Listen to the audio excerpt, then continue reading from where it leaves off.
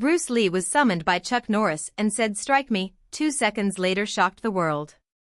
Bruce Lee was summoned by Chuck Norris and said "Strike me," 2 seconds later shocked the world. The air in Chuck Norris' dojo was thick with the weight of a challenge that echoed through the centuries.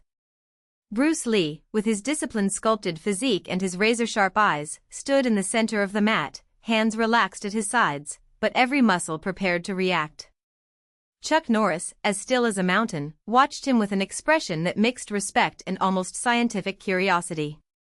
"Strike me," said Bruce, his voice calm, but filled with an intensity that made the very air vibrate. Chuck didn't hesitate.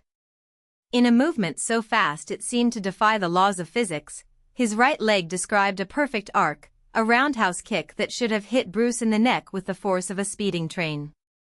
But just as Chuck's leg approached, Bruce disappeared. It wasn't a detour. It wasn't a block. It was as if the very space around him had warped, and suddenly, Bruce was behind Chuck, his right hand extended in a strike that stopped less than an inch from the back of the legendary fighter's head. Time seemed to freeze. The sound of the wind stopped. Even the sweat on Chuck's forehead stopped flowing. How? Chuck's question was interrupted before it was even finished. Bruce smiled, a flash of white teeth against tan skin. "You hit where I was. I was never there." The entire dojo shook. Not with an earthquake, but with the understanding that something fundamental had just been redefined. Chuck Norris, the man who had beaten death on more than one occasion, had just been bested at his own game. And worse, he knew it. But what came next was not humiliation. It was something much more dangerous. The dragon awakens. Bruce expected a reaction, anger, perhaps, or even another attack. But Chuck Norris was no ordinary man. He lowered his legs slowly, eyes fixed on Bruce, and then, he laughed. Not a sneer, but a deep, almost joyful laugh, as if he had just received the most unexpected gift of his life. "Son of a gun," he murmured, shaking his head. "You're not just fast. You're beyond." Bruce crossed his arms. "Beyond what?" "Beyond what I thought was possible." Chuck walked to a corner of the dojo, where an ancient sword rested on a wooden stand. He raised it, the blade reflecting the sunlight streaming in through the high windows. "But this changes everything." Bruce frowned. "Change what?" Chuck swung the sword in the air, testing its weight. "I don't train to be the best. I train to be last. And until today, I thought it was." He stopped, looking at Bruce with an intensity that made the air feel heavy. "But you are a variable I did not foresee. And variables are dangerous." Before Bruce could respond, Chuck attacked. It was no ordinary attack. It wasn't a test. It was an execution. The sword cut through the air with a deadly hiss, aiming not at Bruce's body but at the space around him, as if Chuck knew that trying to hit him directly was futile.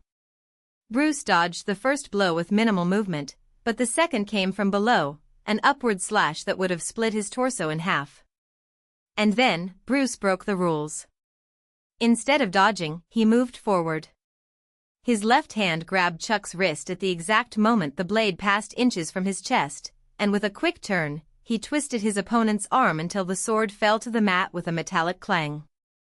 Chuck didn't resist. He smiled. "Yes now," he said, his voice low. "You're fighting like me." Bruce let go of his wrist and took a step back. "No. I'm fighting like me. Always like me." Chuck took the sword back, but didn't attack again. Instead, he sheathed it and walked to a table in the corner of the dojo, where an ancient scroll rested next to a bottle of whiskey. He poured 2 glasses and offered one to Bruce. "Drink. You will need it." Bruce didn't touch the glass. "What are you talking about?" Chuck took a long drink before answering. "There's something out there that even I couldn't defeat. Something that's coming. And now that I've seen what you can do." He paused, dark eyes fixed on Bruce. "I think you're the only chance we have." The shadow that never dies. The name was Korwatsubasa, Dark Wings. It wasn't a man. It wasn't a demon. It was something in between, an entity that had been banished centuries ago by a clan of warriors who swore never to allow it to return. But oaths, as Chuck Norris knew, were made to be broken. He was sealed in a temple in the Himalayas, Chuck explained, unrolling the scroll. On it was an old map and symbols that Bruce didn't recognize. But the seal is weakening. And when he breaks free, what happens? Bruce asked, although he already knew he didn't want to hear the answer. Chuck looked at him. He doesn't want to dominate the world. He wants to undo it. Erase all the struggle, all the resistance, all the possibility that someone like you or me exists. He is the end of the martial art. The end of will. Bruce took the parchment and studied it. And you think I can stop him? I know you can. Chuck patted his chest, where an old scar marked his skin. I fought him once. I almost died. He cannot be defeated with force.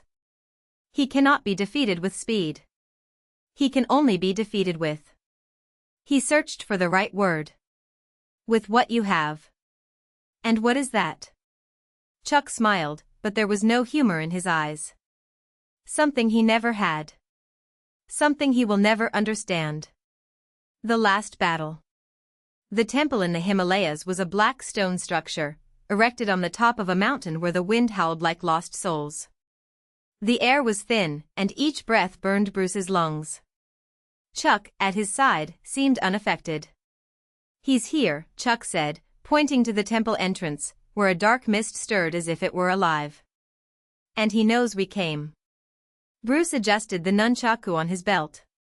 Then let's get this over with. They entered. The interior of the temple was a maze of dark corridors, lit only by torches that burned with a bluish flame. The ground shook beneath his feet, and the air smelled of metal and rot. Then they saw him.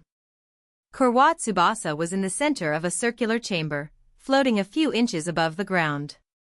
Its body was a solid shadow, with wings that extended like black blades. His eyes, if they were eyes, were bottomless holes, sucking in the light around him. Finally, said the creature, its voice echoing as if it were coming from everywhere at once. The last of the warriors. The last obstacle before eternal silence. Chuck charged first, launching a spinning kick that should have split the creature in half. But Korwatsubasa disappeared, reappearing behind him and striking him with his wings. Chuck was thrown against the wall, the impact cracking the stone. Bruce didn't wait. He ran towards the creature, but before he could get close, Korwatsubasa raised a hand, and the ground itself rose beneath Bruce's feet, trapping him in a stone cage. You're fast, said the creature, approaching. But speed is nothing without purpose. And its purpose is weak. Bruce smiled. Do you think you know what I am? I know what you are not, replied Korwatsubasa. You are not a god. It's not a demon. He's not even a man, in the purest sense. You're just a dream. And dreams can be erased. The creature raised its hands, and the air around Bruce began to distort, as if reality was being ripped apart. But then, Bruce laughed. You're right, he said. I am not a man. I am something more. And then, he moved. It wasn't a detour. It wasn't an attack. It was as if the fabric of time itself had folded around him, and suddenly, Bruce was inside Korwatsubasa, his hands reaching through the shadow as if it were made of smoke. The creature screamed, a sound that should never have come from a throat, and its body began to crumble, like sand in the wind. Impossible! Korwatsubasa roared. No one can touch what is not real. Bruce looked at him, eyes burning with golden light. I didn't touch you. I touched what you are afraid of being. And then, with one last scream, Korwatsubasa shattered into 1,000 fragments of shadow, which dissipated into the air like ash. The temple shook. The walls began to crumble. Chuck stood up, coughing up blood but smiling. Well, he said, wiping his mouth. That was unexpected. Bruce looked down at his hands, still shaking from the energy of battle. What just happened? Chuck shrugged. You won. That's what matters. They left the temple as rocks fell behind them. The sun rose over the Himalayas, bathing the world in golden light. And now? Bruce asked. Chuck looked at the horizon. Now? Now we rest. Because the world still needs us. Bruce smiled. Always. And so, the two greatest warriors the world has ever known disappeared into the mountains, leaving behind only legends, and the silence of a battle that no one would ever see, but that would change everything. The weight of legends. The first few days were exhausting. Bruce and Chuck walked in silence along the narrow Himalayan trails, their bodies still scarred from the blows of battle, purple bruises, cuts that throbbed in the thin air, their breathing ragged with exertion. There was no rush. The world, below, continued its course without knowing that two of its greatest protectors had almost destroyed themselves in the name of something greater. On the third day, they found an abandoned monastery, its stone walls covered in moss and prayers worn away by time. The place smelled of old incense and rotting wood, but there was a fresh water fountain and a roof that still held up. That's where they decided to stop. We need a plan, Bruce said, as he lit a fire with dry kindling. The fire crackled, casting dancing shadows on the walls. Chuck, sitting cross-legged, watched the flames. Plan for what? To save the world again? No. So we don't let him destroy us first. Chuck laughed, a dry, humorless sound. You were always the dramatic one. And you always pretended you didn't care. A heavy silence settled in. The wind howled through the cracks in the windows, carrying the cold of the mountains. Chuck broke the ice first. I saw things in that fight. Things I can't explain. Bruce looked up. Like what? Like. I don't know. As if the temple wasn't just stone. As if something bigger was watching us. And it wasn't just the enemy. Bruce frowned. Do you think there was another force at play? I don't know. But it wasn't just the two of us in there.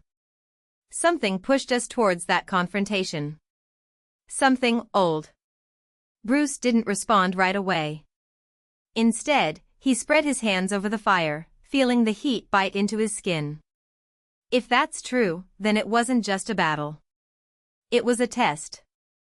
And we passed? I don't know. But if we failed, the world would already be on fire. Chuck nodded, but didn't look convinced. What if it's not the end? What if it's just the beginning? The call. They rested for a week. They healed.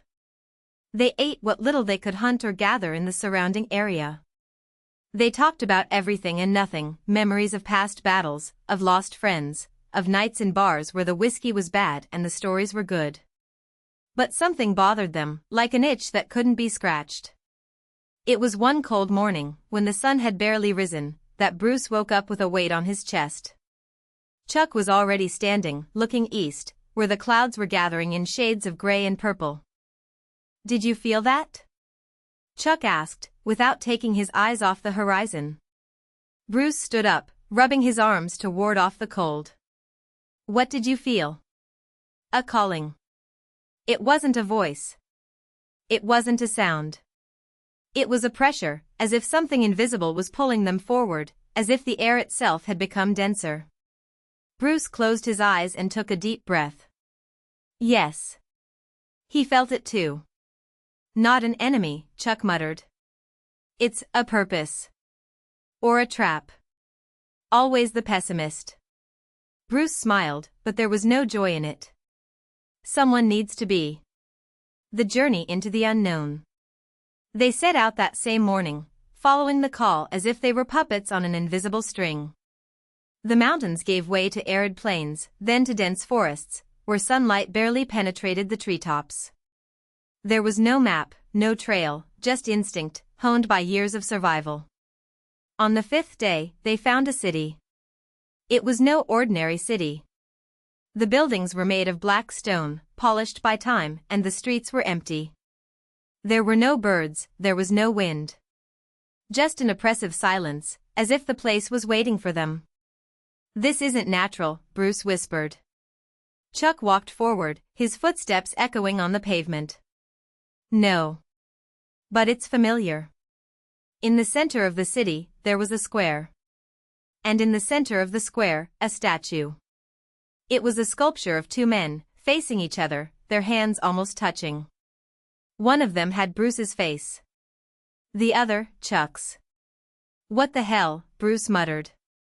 Chuck touched the statue, running his fingers over the sculpted features. "They knew we were coming." "Who are they?" Before Chuck could respond, the ground shook. The stones in the square moved, forming a circle around them. And then, out of nowhere, a voice echoed, not in the ears, but within the minds. "You were chosen. Not for strength, but for endurance. Not for victory, but for the ability to bear the weight of what is to come." Bruce looked at Chuck, eyes wide. "Did you hear that?" Chuck nodded tensely. "Yes. The world as you know it is on the brink of collapse. Not from war, not from a visible enemy. But from oblivion. From indifference. From the loss of what makes you human." "What does that mean?" Bruce asked, his voice firm, but his heart racing. "You are the last guardians of something the world has forgotten. And now, you must decide, will you fight to remember it, or will you let it all be lost?" Chuck clenched his fists. "What if we don't want to?" The voice did not respond. Instead, the ground opened up beneath his feet. The choice. They fell. It wasn't a long fall, just a few feet, but long enough that the air was knocked from his lungs. When Bruce opened his eyes, he was lying in a circular room, lit by torches that didn't burn. Chuck was at his side, already standing, examining the environment. "Where the hell are we?" Bruce asked, slowly getting up. "Somewhere that shouldn't exist," Chuck replied, touching one of the walls. She was warm, as if made of flesh, not stone. In the center of the hall, there was an altar. And on him, two swords. These were no ordinary swords. One was black, with runes that seemed to move in the light. The other was white, almost translucent, as if made of ice or bone. Both pulsed with an energy that made Bruce's teeth hurt. "They're calling us," Chuck said, approaching. "Don't touch them." "Why?" "Because nothing good comes from magic swords in secret halls." Chuck laughed, but stopped mid-step. "You are right." But it was too late. The voice returned, clearer now, as if it were right next to them. "Choose. A sword each. Or none at all. The choice is yours." Bruce looked at Chuck. "We don't need this." "No," Chuck agreed. "But maybe the world needs it." And before Bruce could stop him, Chuck reached out and grabbed the black sword. A flash. Pain. And then, silence. The price of choice. When Bruce opened his eyes, Chuck was no longer there. The hall was gone. He was back in the abandoned city, under the gray sky. The statue was still there, but now one of the figures, the one who looked like Chuck, had a black sword stuck in his chest. Bruce ran over to her, hands shaking. "Chuck." "Nothing." He shouted the name again, his voice echoing through the empty streets. But there was no response. It was then that he saw it. On the ground at the feet of the statue was a stain of fresh blood. And a footprint. A footprint that wasn't yours. Someone, or something, had taken Chuck. And he knew, with a certainty that burned more than any wound, that this was not the end. It was just the beginning of a war that no one else could fight. The end, or the beginning. Bruce grabbed the white sword from the altar. She was cold, light, as if she weighed nothing. But as he held it, he felt power flow through his veins, not as a blessing, but as a burden. He didn't know where to go. I didn't know who had taken Chuck. But he knew one thing. The world still needed them. And he wouldn't rest until his brother-in-arms was back. With his sword drawn, Bruce took a step forward and disappeared into the mist.